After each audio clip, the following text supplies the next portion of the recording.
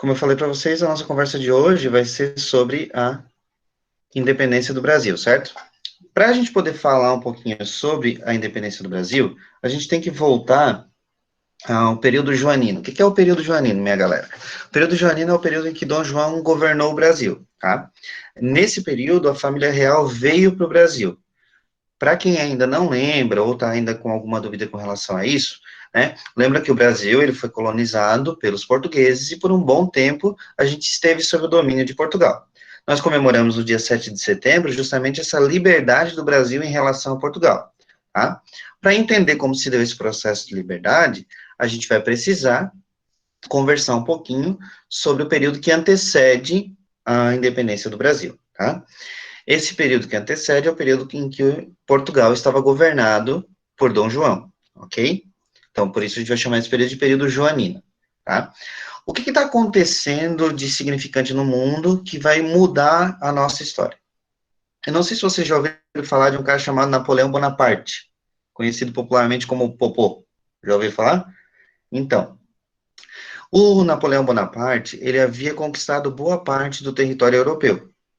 E um inimigo natural da França na época era a Inglaterra. A principal inimiga da França era a Inglaterra. Só que a Inglaterra era a principal aliada de Portugal, e principalmente nas questões comerciais. Portugal era muito dependente da comercialização com a Inglaterra.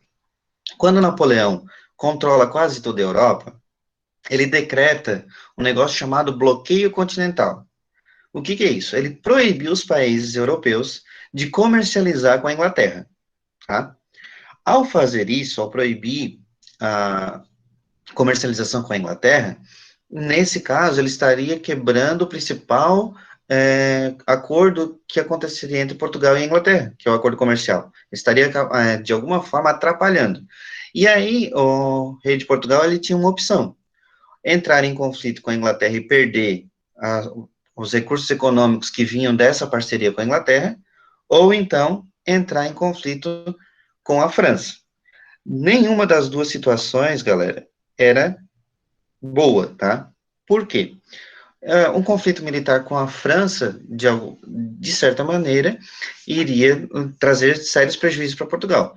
E o conflito econômico com a Inglaterra iria tirar por terra toda a política econômica que os portugueses haviam adotado até então. Então, o que o governo português decide fazer? Decide fugir de Portugal. E justamente não vai aderir ao bloqueio continental e, com a ajuda da Inglaterra, vai fugir de Portugal. Essa fuga é conhecida na história como a vinda da família real para o Brasil. A gente poderia dizer que seria a fuga da família real de Portugal. Eles não quiseram vir para o Brasil, não foi intencional a vinda da família real para o Brasil. Foi uma fuga para não entrar em conflito com as tropas de Napoleão na época, certo? E aí a família portuguesa chega no Brasil. O Brasil, que até então era uma colônia de Portugal, certo? E o que isso significa? Significa que tudo que o Brasil precisava fazer em relação a comércio, em relação a questões políticas, em relação às questões administrativas, dependia de Portugal. Uma das coisas, por exemplo, é que o Brasil não poderia comercializar com quem quisesse. Os portos brasileiros, eles só poderiam enviar produtos para Portugal ou, em algumas exceções, para a Inglaterra. Então, a gente não poderia comercializar com quem quisesse. Quando a família real chega no Brasil, a primeira coisa que é feita é a abertura dos portos, justamente porque houve uma transferência da capital do Império. O Império Português, ele foi transferido, certo? Da sua sede, que seria Portugal, para o Brasil. Professor, mas como se faz isso? Como se transfere? É muito simples. O império, a capital de um império, ela está onde o imperador está.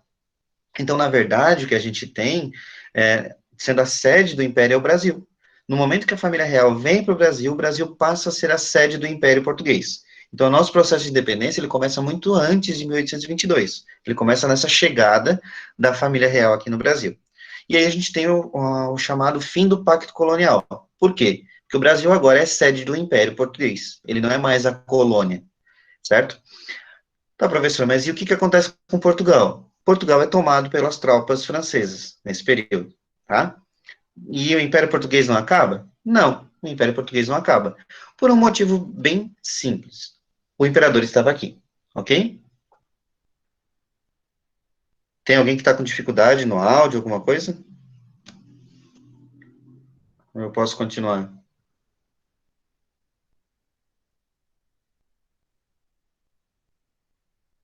Se tiverem com alguma dificuldade, por favor, me avisem. Às vezes é questão da internet, tá?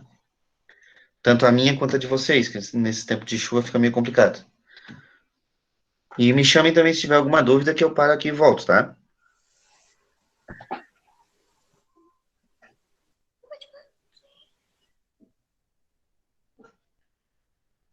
Então, a partir de 1808, começam algumas mudanças no Brasil, justamente porque o Brasil não é mais uma colônia, tá? Ele é a sede de um império. E aí, há uma série de inovações e mudanças, tanto na questão administrativa, quanto na questão econômica, quanto na estrutura e infraestrutura do Brasil, começam a mudar a partir desse período. Tá? Em 1810, por exemplo, são assinados alguns tratados com a Inglaterra. Tratados que não foram tão bons assim para o Brasil, tá? Em alguns aspectos sim, mas na sua grande maioria foram mais vantajosos para a Inglaterra do que para o Brasil. O primeiro tratado é o Tratado de Aliança e Amizade. Nesse tratado, a gente vai ter, em primeiro ponto, a proibição da Inquisição no Brasil, tá? Para quem não sabe o que é a Inquisição, é a perseguição promovida pela Igreja a quem não era cristão na época, tá? Quem não era cristão, que professava alguma outra fé, ou que conhecia algumas questões de ervas medicinais, alguma coisa nesse sentido, era acusado de bruxaria e aí era perseguido pela igreja. Houve Inquisição no Brasil? Houve. Pouco em relação ao que houve na Europa, mas também houve. Como a Inglaterra era protestante, ou seja, ela surgiu, a religião inglesa, que é a anglicana, surgiu a partir de um conflito com a Igreja Católica, houve um acordo entre o Brasil e a Inglaterra de não perseguir mais quem era considerado herege, ou seja, aquele que de alguma forma ofendia as doutrinas cristãs católicas, ok? E outra questão importante desse tratado foi a a abolição do tráfico negreiro. O que seria isso? E nesse tratado, o Brasil se comprometeu a, aos poucos, acabar com o tráfico de escravos. E isso foi um pedido da Inglaterra. Aí vocês podem perguntar, tá, professor, porque a Inglaterra era muito boazinha, e aí a Inglaterra queria acabar com o tráfico negreiro no mundo inteiro? Não. O pessoal do oitavo ano estudou já a Revolução Industrial, os outros ainda vão estudar em outro momento, né? Mas o pessoal do oitavo ano já estudou a Revolução Industrial. Uma das coisas que era necessária para a indústria era a mão de obra.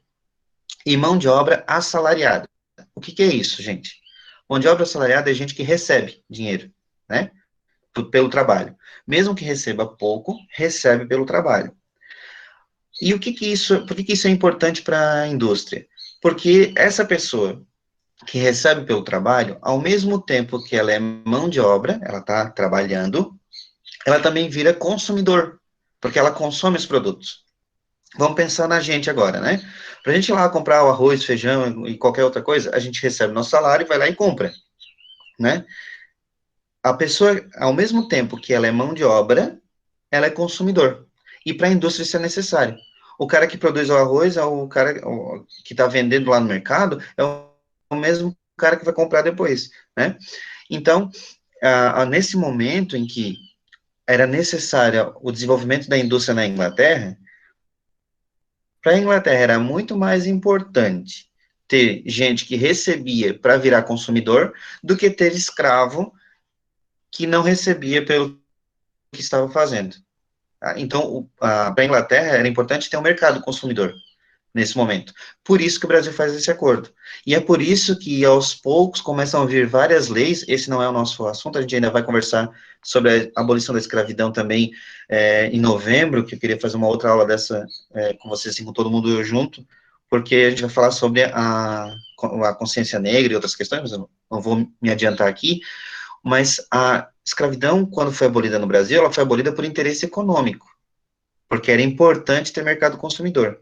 E é mais fácil eu ter um trabalhador e pagar pouco para ele, porque ele vira consumidor, do que eu ter um escravo e esse escravo não consome. Então, ele não vai consumir os produtos industrializados nesse momento, tá? Por isso a Inglaterra pressionou. para acabar com o tráfico negreiro. Mas, como eu falei, a gente ainda vai conversar mais aprofundado sobre isso em outro momento, porque o nosso foco hoje é a independência, né?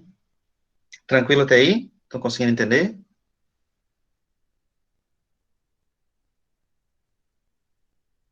Estão me ouvindo, beleza? Tudo certinho no áudio aí? Som, como é que tá a situação? Me atualizem, por favor.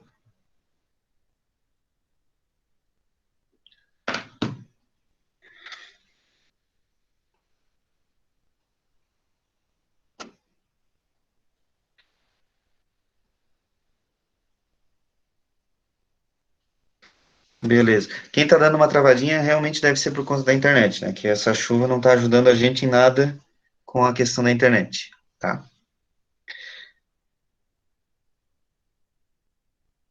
Ô, Laísa, dá uma olhadinha aí se eu. Porque assim, ó, se o meu áudio estiver travando para todo mundo, é a minha internet, mas se tá travando só para alguns é por conta da internet, tá?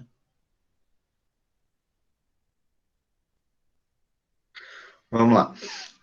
Uma outra questão um outro tratado, esse tratado foi bem interessante para a Inglaterra, é o Tratado de Comércio e Navegação, tá? Esse tratado, ele definia as tarifas alfandegárias reduzidas para os produtos ingleses. Galera, o que que é tarifa alfandegária? É, aqui na cidade de Imbituba, que é vizinha nossa aqui de Maruí, tem um porto, não tem?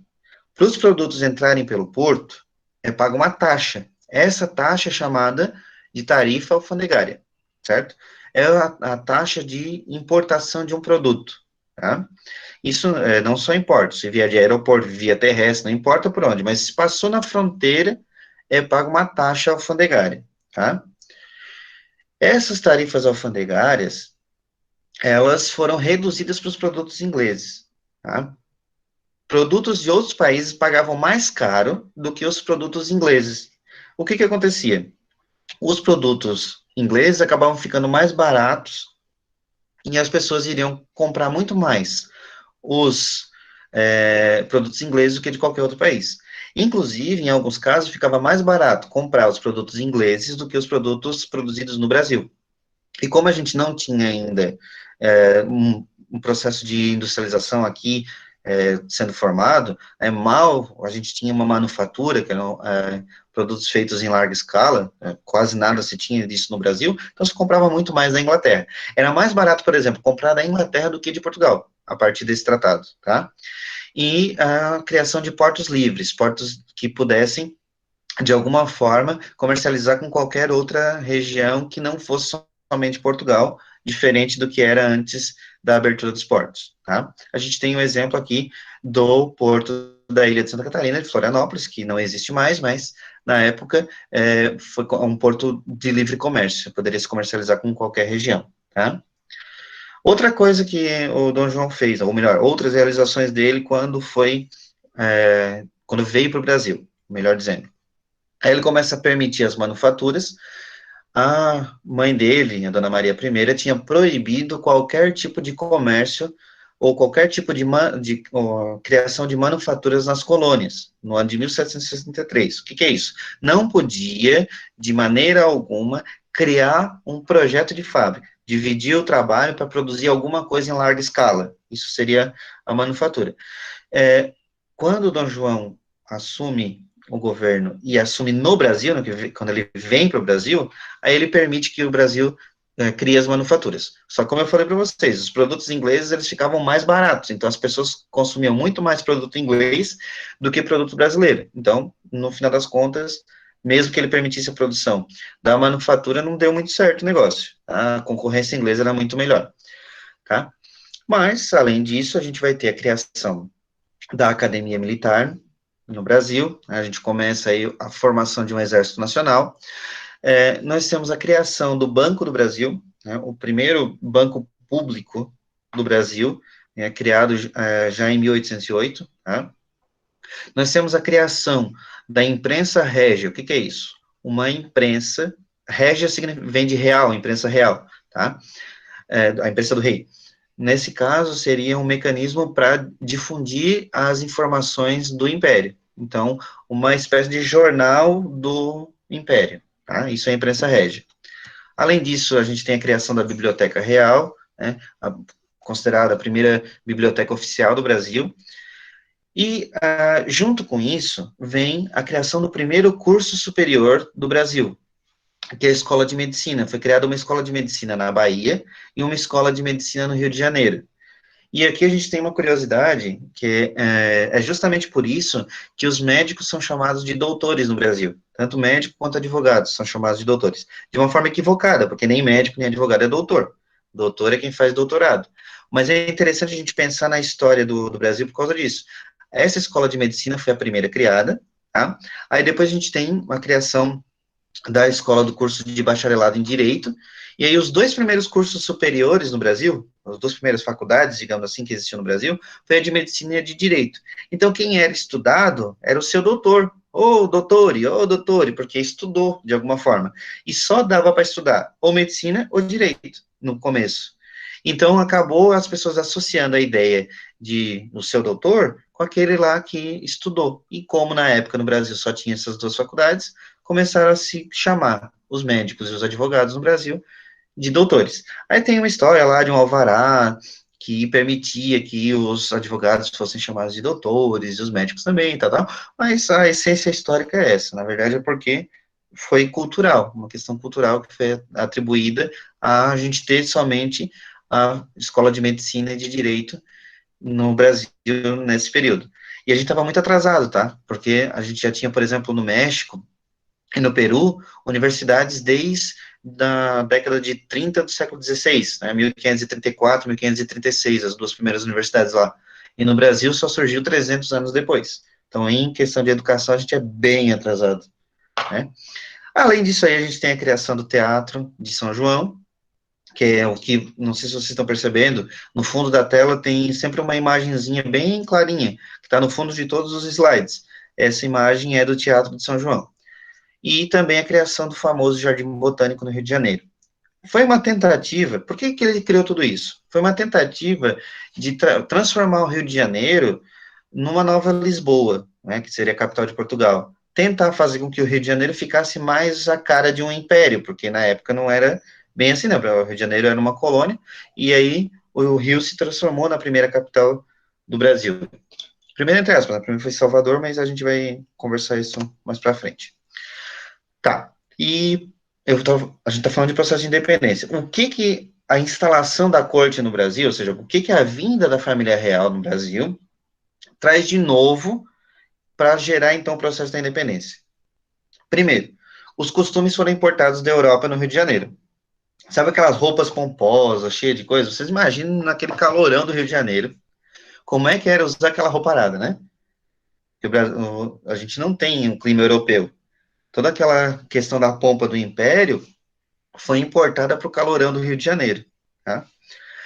Outra questão foi o aumento do custo de vida, porque com o império instalado no Brasil, coisas que não eram comercializadas aqui, ou hábitos que a gente não tinha aqui, acabaram sendo adotados e isso encareceu um pouco mais o custo de vida. Outra questão, essencialmente aí no Rio de Janeiro, é a urbanização, ou seja, começou a aumentar a população e se concentrar nos centros urbanos, e aí especialmente o Rio de Janeiro. Outra questão, aí começa já o jeitinho brasileiro de ser, né?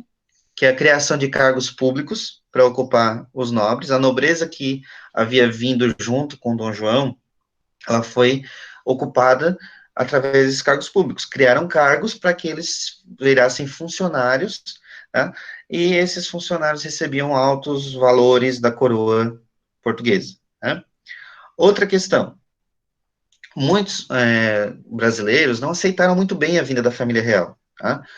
Que brasileiros eram esses? Descendentes de portugueses que estavam instalados aqui há muito tempo, tá? Já estavam há muito tempo vivendo no Brasil e que tinham formado uma certa elite. Eram donos de fazendas, eram donos de grandes propriedades, tinham muitos escravos. Então eram pessoas que, mesmo não sendo da nobreza portuguesa, eram pessoas que controlavam a economia local. Para poder conseguir apoio dessas pessoas, o governo de Dom João passou a distribuir títulos de nobreza, né, título de barão, de visconde, de conde, é daí que vem aquela história do barão de não sei aonde, o visconde não sei do que. Esses títulos passaram a ser distribuídos pela coroa portuguesa em troca do apoio dessas pessoas que eram a elite brasileira, esses grandes fazendeiros, tá? Só que, em contrapartida, a coroa portuguesa também começou a aumentar os impostos para poder financiar as despesas da corte portuguesa, para poder bancar esses funcionários que eles contrataram, para poder bancar os títulos de nobreza e bancar todo o luxo da corte portuguesa. Isso aumentou os impostos. Esse aumento de impostos começou a descontentar muito principalmente os fazendeiros, tá? Então, olha só, eu vou dar título de nobreza para os fazendeiros, para tentar ganhar o apoio deles, mas ao mesmo tempo eu estou aumentando impostos. Então, de uma certa maneira, agrada e de outra maneira acaba desagradando a esses ricos fazendeiros brasileiros. Um negócio que começa a incomodar muito, principalmente a coroa portuguesa, é o fato do Brasil ser uma colônia. Então, o Brasil ele era colônia de Portugal e ao mesmo tempo era a capital do Império. Então, veja bem, a gente fala muito do Brasil, do processo de independência, mas esquece que antes de ser império, o Brasil vira um reino. E sabe aquela história da Inglaterra ser chamada de Reino Unido? Vocês já ouviram falar nisso? Alguém já ouviu falar? A Inglaterra é o Reino Unido da Grã-Bretanha? O que significa isso? O que significa a Inglaterra ser o Reino Unido da Grã-Bretanha? É porque são vários reinos diferentes, unidos sob o único rei. O Brasil, antes de ser um império, ele vai virar um Reino Unido. Em 1815, Dom João assina um documento que transforma o Brasil num Reino Unido, chamado Reino Unido de Brasil, Portugal e Algarves. Algarves era uma outra região de domínio português. Tá? Então, nesse momento, o Brasil não é mais uma colônia. Ele é um outro reino que está unido a Portugal e Algarves. Então, ele pode ser a sede do Império. Isso porque, no ano de 1815, quando Napoleão é derrotado lá na Europa, os reis europeus se reúnem numa assembleia chamada Congresso de Viena. Tá? Nessa assembleia, que se chama Congresso de Viena, os reis portugueses, eles acabam, os reis europeus decidem pela retomada das monarquias anteriores ao Napoleão. E uma das exigências seria, né, que os reis não poderiam governar das suas colônias. É por isso que Dom João transforma o Brasil em Reino Unido, porque ele queria se manter ainda aqui. O Brasil prosperava mais do que Portugal nesse momento. Aí, em 1816, começa uma missão artística financiada pela coroa portuguesa, em que eles trazem artistas franceses para tentar retratar o povo brasileiro. Aí é uma ideia de tentar criar uma nação. Aqui é a nação brasileira. E aí tentam, de alguma maneira, juntar ah, as aspirações portuguesas ao dia a dia do brasileiro. E aí trazem artistas, como o caso do Debré, o Jean-Baptiste Debré, para pintar essa realidade, esse cotidiano brasileiro, à luz da experiência europeia, tá? Bom, isso em relação à situação no Brasil. Como que o Brasil se relacionava com outros países? Isso também é interessante a gente dizer, porque vocês já ouviram falar das rivalidades que existem no Brasil com outros países aqui da América Latina? Vou esperar vocês aí responderem se já ouviram falar de alguma coisa. Ou no futebol lá, Brasil e Argentina, já ouviram alguma coisa nesse sentido? Vocês gostam de ouvir o Brasil jogar com a Argentina?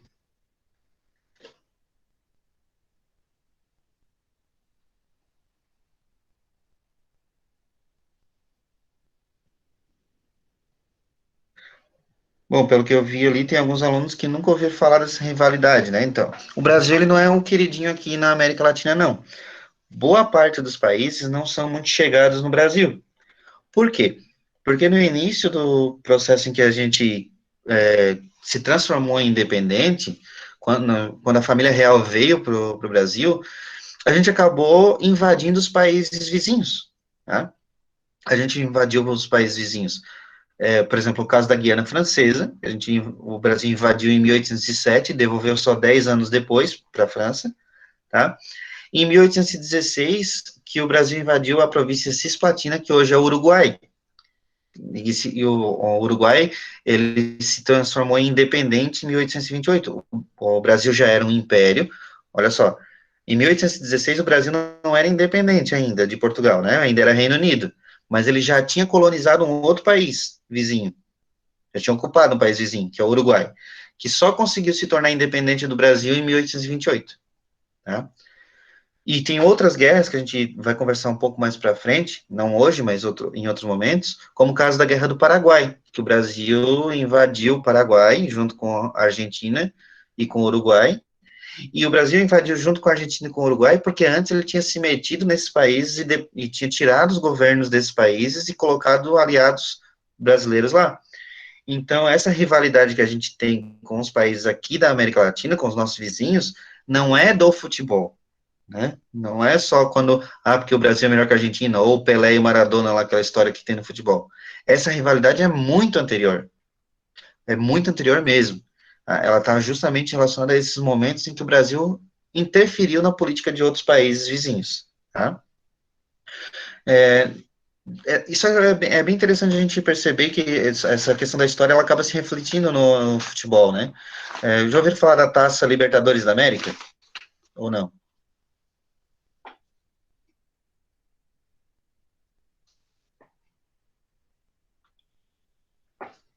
É tão estranho conversar com vocês aqui com a tela que vocês não têm noção.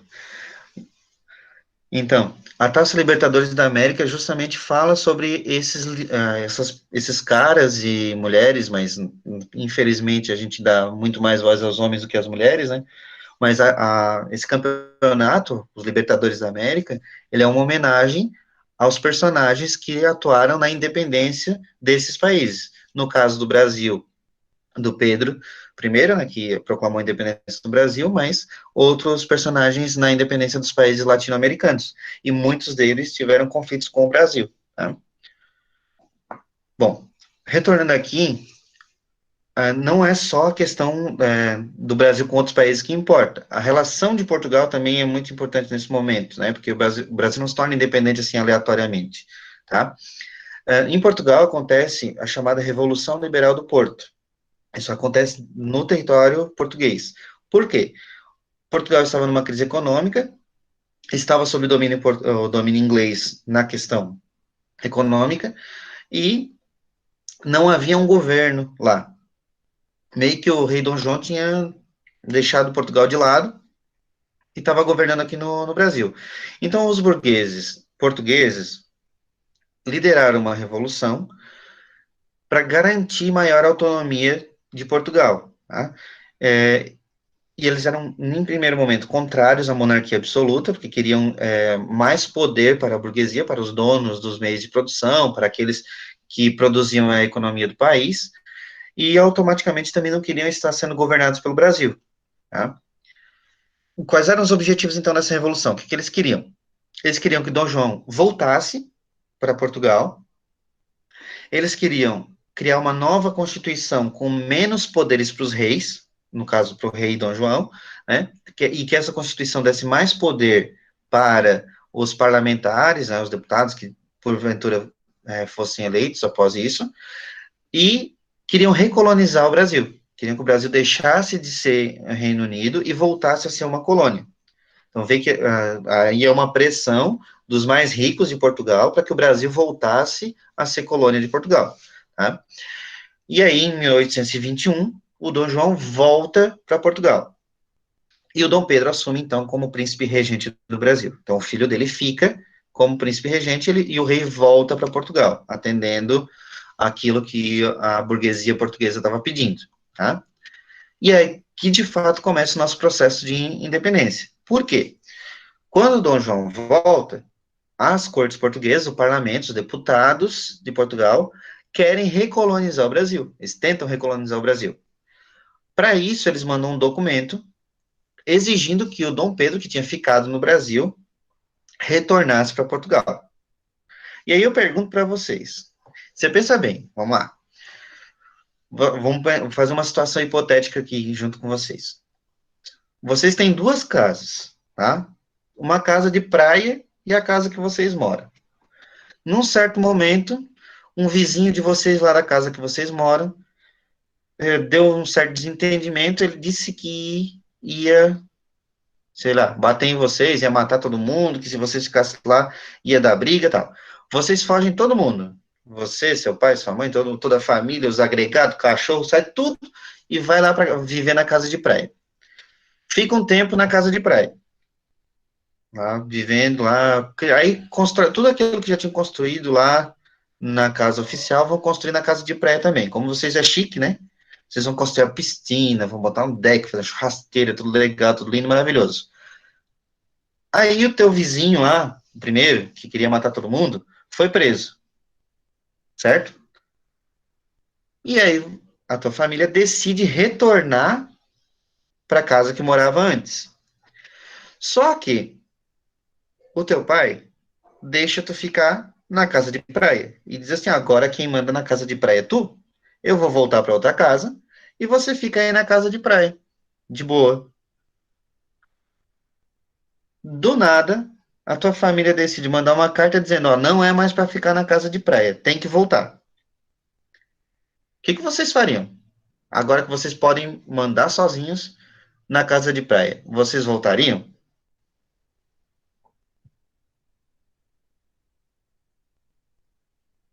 Eu não sou doido, eu ficaria.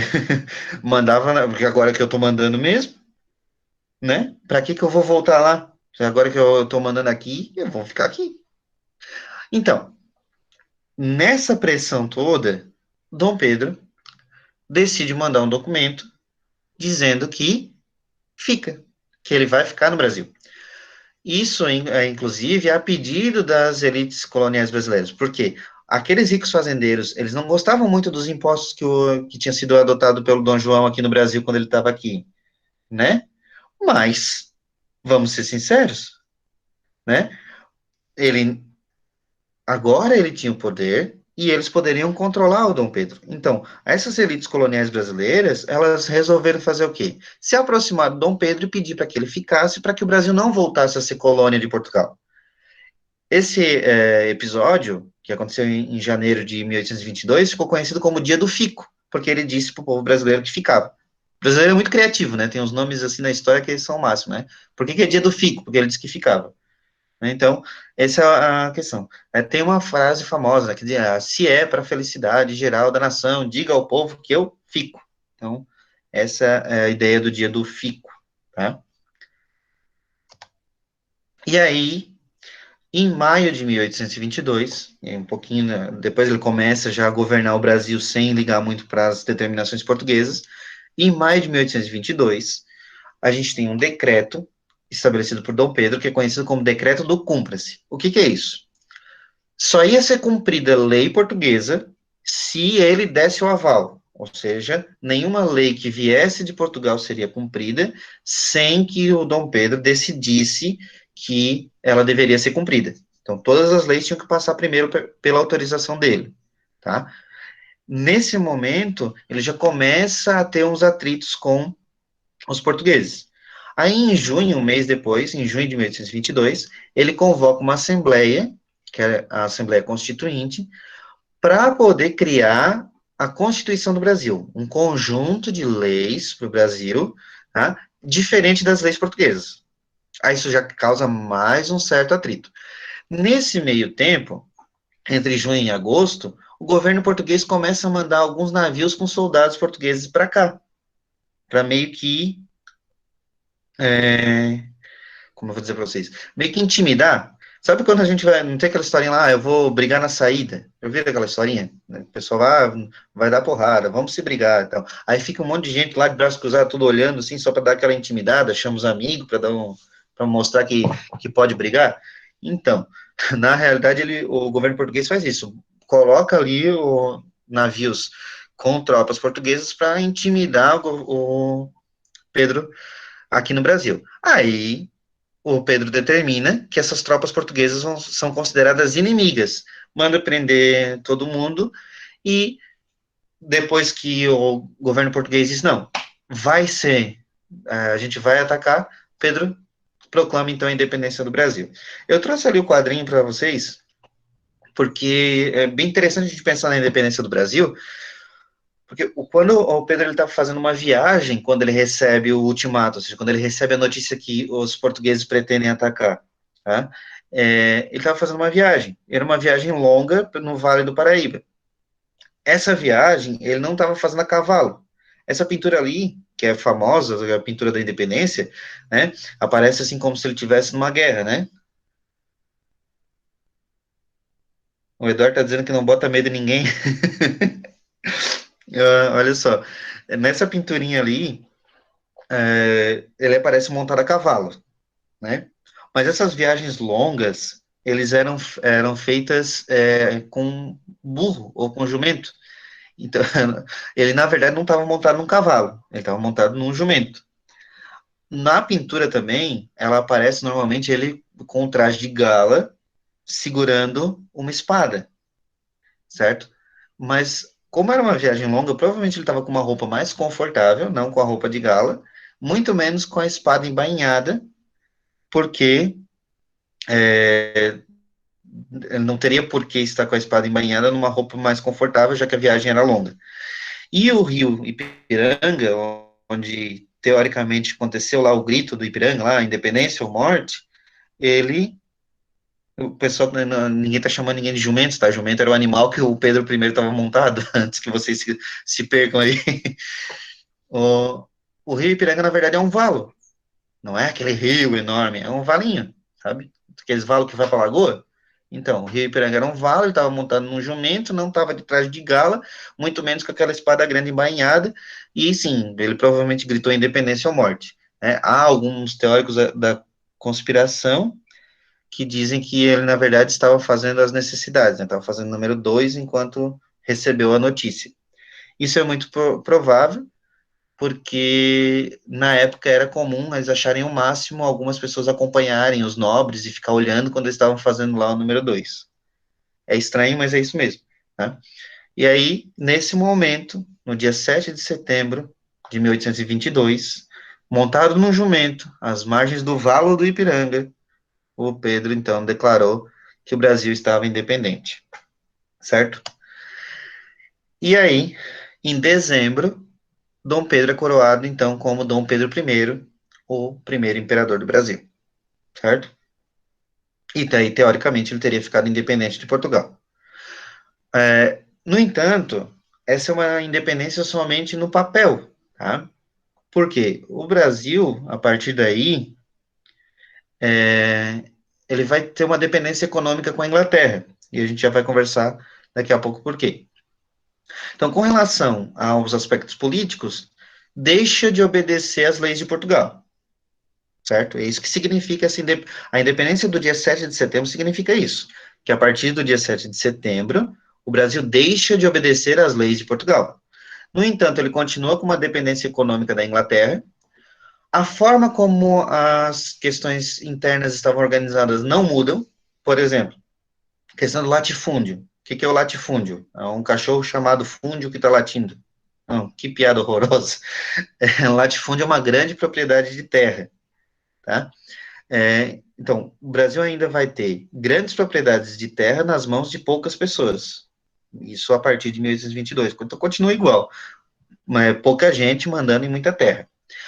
O Brasil continua sendo um país agroexportador. Tá? O que significa isso? Que produz gêneros agrícolas para exportar, para vender para fora. Outra coisa que, mesmo a partir da independência, vamos lembrar que eu estou falando do século XIX, tá? Estou falando no momento que acontece a independência do Brasil, essas coisas não mudam, tá? Outra coisa é que o Brasil vai ser monocultor. O que é isso? Produz um único produto agrícola.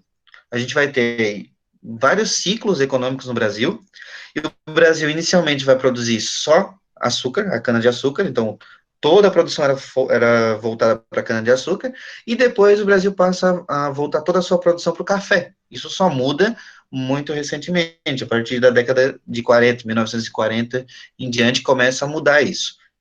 Tá? Mas antes, o Brasil era voltada, a economia voltada para um único produto. Então, era monocultora, só produzia uma coisa. Aí, se essa coisa não vendia, a gente estava ferrado, estava lascado. E outra questão que não muda é que o Brasil vai virar império, mas continua com a escravidão. Até 1888, o Brasil continua com a escravidão. Mesmo independente, a gente não tem uma independência para o povo, nesse caso. Até porque o povo não participa do processo da independência. Não há uma participação popular. Por quê?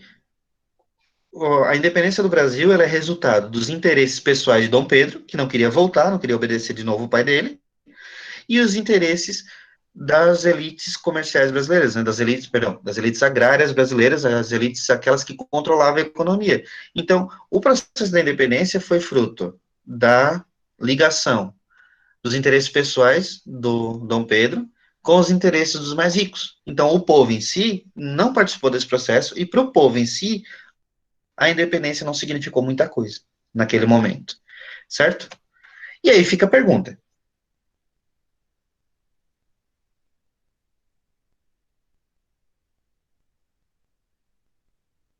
o Brasil é realmente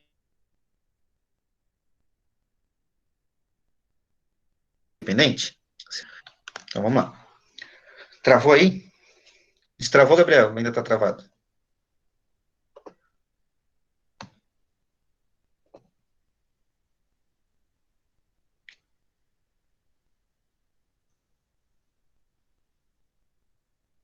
Eu parei a apresentação. Se vocês estão dizendo que está travado, talvez seja por isso.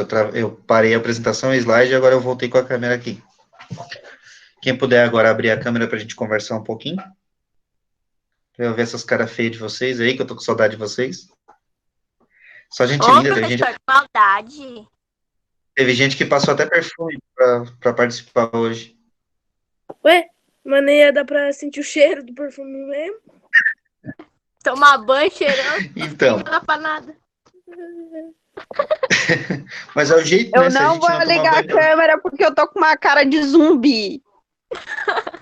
Mas aí é normal. Ah, Então, pessoal.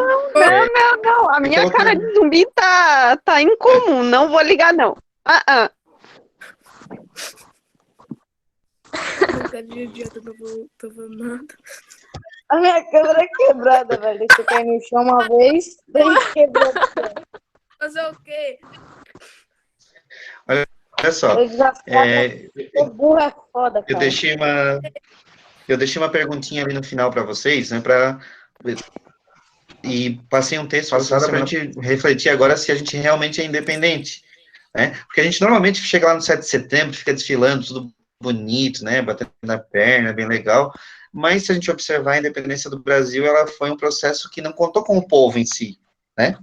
Então, a reflexão que eu queria fazer com vocês era essa: se vocês acreditam que o Brasil realmente é independente ou não. Se vocês querem comentar alguma coisa, quem quiser falar, pode falar, depois a gente conclui. Se tiver alguma dúvida da apresentação, se entenderam. Pô, professor, agora tu me deixou com uma dúvida. Agora você bugou minha cabeça. A gente é independente ou não? Agora Eita, ação. Quem está perguntando? Opinião, não. Vida, tu me lasca, né? Eu vou ficar sem dormir por uns 2 dias pesquisando. Ô, louco, tu não aguenta nem um dia. Não que eu já não tenha feito isso. Só não esqueçam de fechar o áudio que não estiver perguntando, tá? Para não... Dá interferência. Isso.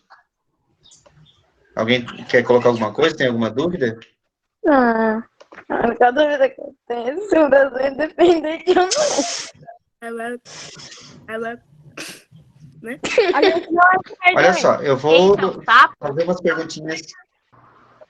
Eita. Eu vou fazer umas perguntinhas para vocês e depois vocês pensam se está independente ou não. Não precisa responder agora, tá? Mas olha só. Vocês já viram o preço das coisas no mercado? Eu sou verdade. Já, minha mãe disse que tava Já bem viram o preço caro. das coisas como está agora? Tá bem caro. Repete, Todo prof. mundo, O certo era tá mais barato. muita gente reclamando. Mas o Brasil não é um lugar certo. E o que tem a ver, por exemplo, o preço das coisas com a dependência do Brasil? Sei lá. Vocês sabem? Não. Não. Já ouviram falar do negócio chamado dólar? Já ouviram?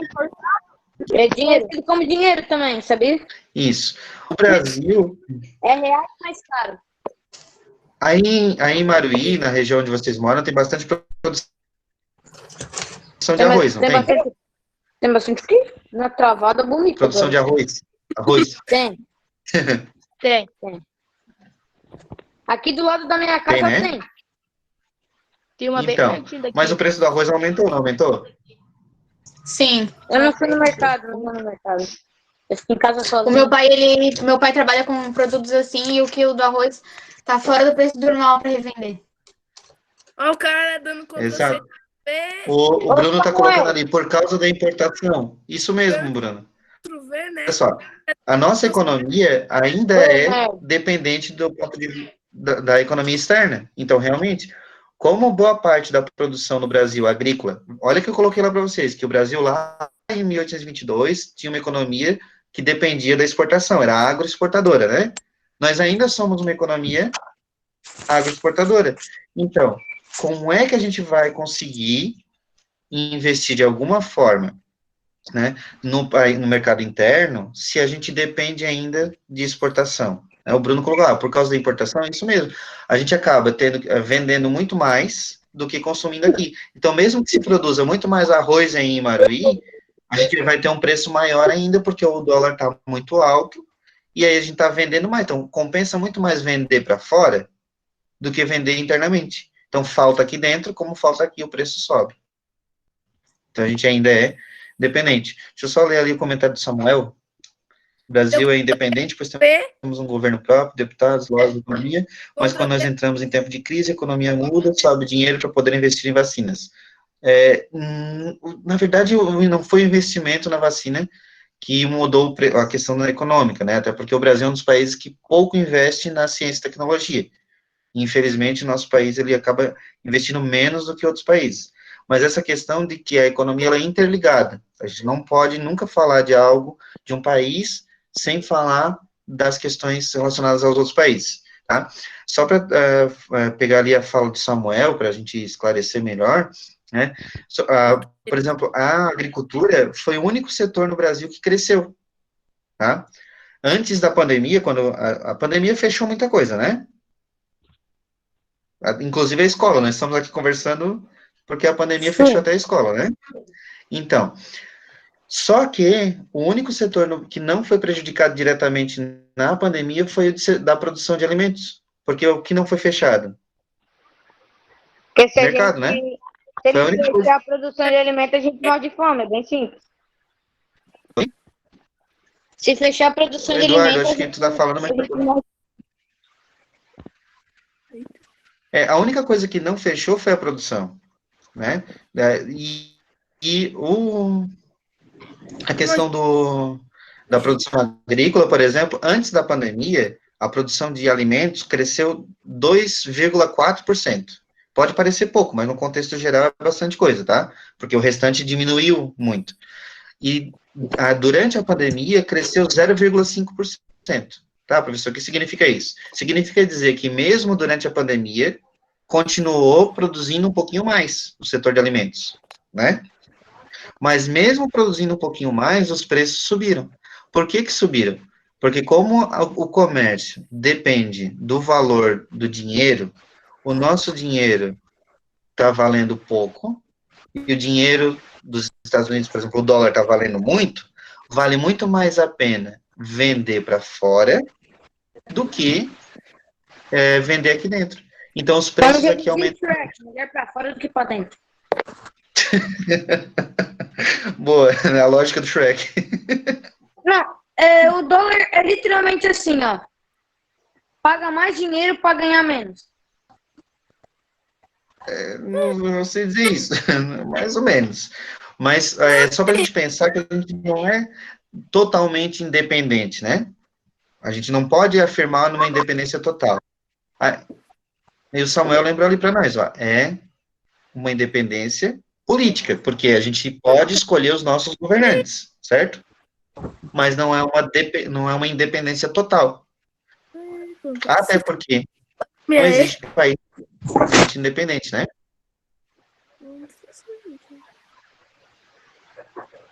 Como vocês estão aí? Tem mais alguma dúvida? Querem conversar mais alguma coisa? O professor tá travando. Tá travando, Liza? Tá. Tá dando pra Estamos todos travando. Tá tudo travando, na verdade, porque eu converso com vocês e também dá uma travada de vez em quando. Pegar esse bichinho aqui. Vocês viram que na semana passada eu coloquei um texto para vocês sobre independência e autonomia? Aglomeração, vamos botar máscara. Muita gente reunida aqui. Muita gente Mas reunida. a gente tá tudo distante, não tem problema. A Laísa tá aqui a uma casa de distância. Né? O teu oposto, Bruno? A imagem tá boa e o áudio tá travando, é isso? Pra mim tá bom. Aqui tá os dois travando. O som escutando. e o vídeo, a foto, a coisa. Pra mim, a Laísa se movimenta Pra mim tá duas falando tudo. Né? Ainda tem umas pestinhas que eu falando junto contigo. Aí complica, né? Então, olha só. Complica mais ainda. E com relação à independência de vocês, Trava que a gente- tudo. com relação à independência de vocês, Bugou de novo. vocês percebem que é difícil ser independente? Sim, eu não consigo nem fritar um ovo. E tu sabe fritar um ovo, primeiramente? Não consigo fritar um ovo, não. É melhor deixar quieto, senão eu vou tacar fogo na casa. Eu não vou Não viaja. Olha só, primeira coisa, hoje. só vamos respeitar aí para falar um de cada vez, porque senão fica muito difícil de entender. E como já está travando, aí mesmo que a gente não consegue se entender, né?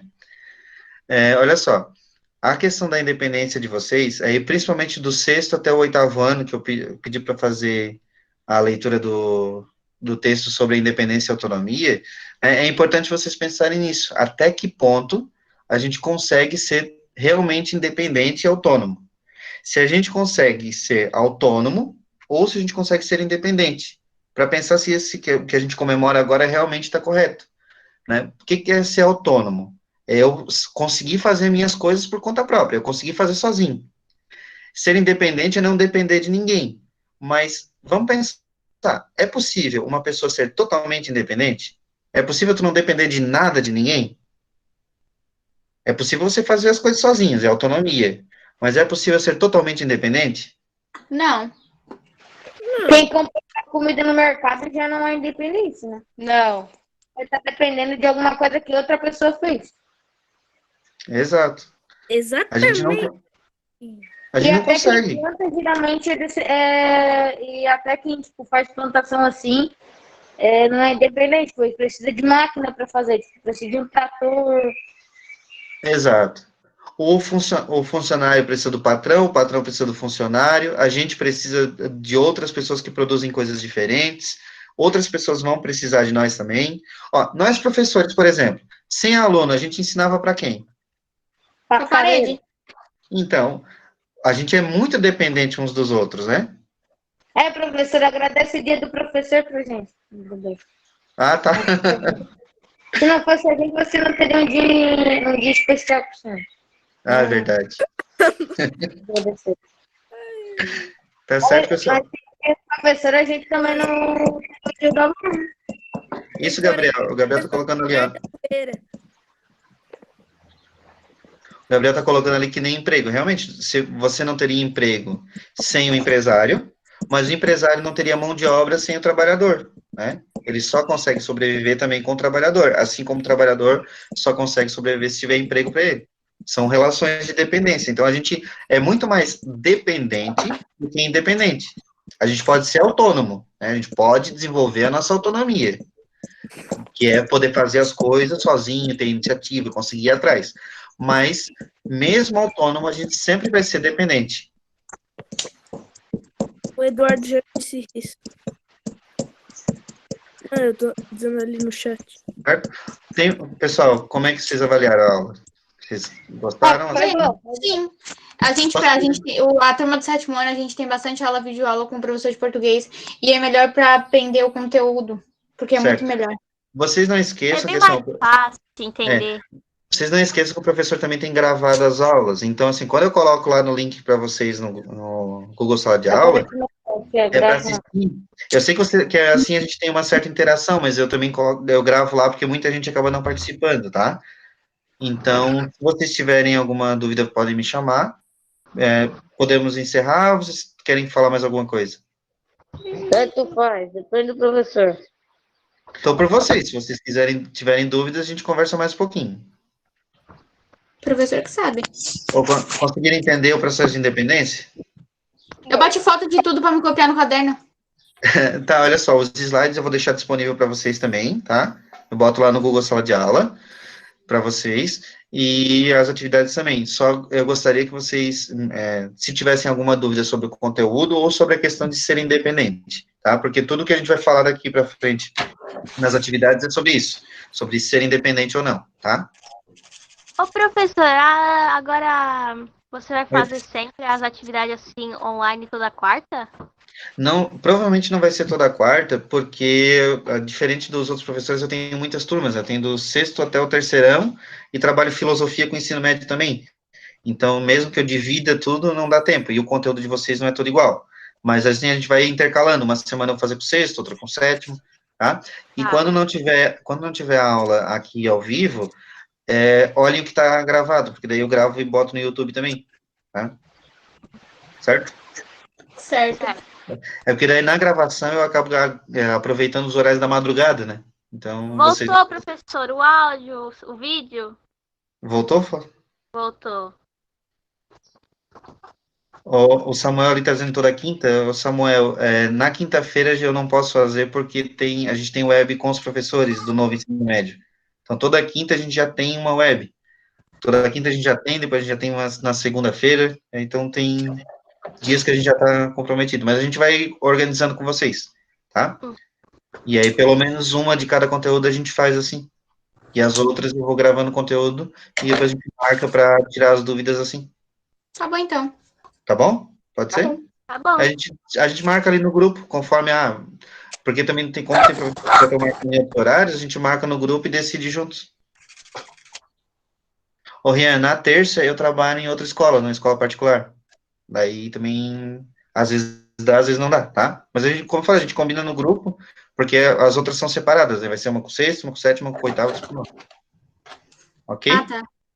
Beleza?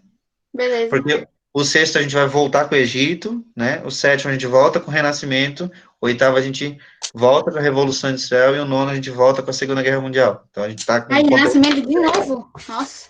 Tá? Não suporto Beleza, mais galera? Renascimento. Eu quero aprender sobre a Segunda Guerra Mundial também. Só no nono, Eduardo. A Segunda Guerra Mundial só no nono. Nossa, é muito mais legal aprender sobre uma guerra do que aprender filosofia. Não tô querendo. É porque a Segunda Guerra é mais Tá perto. com máscara. Eu quero. O couro não Pessoal- pega pelo celular também.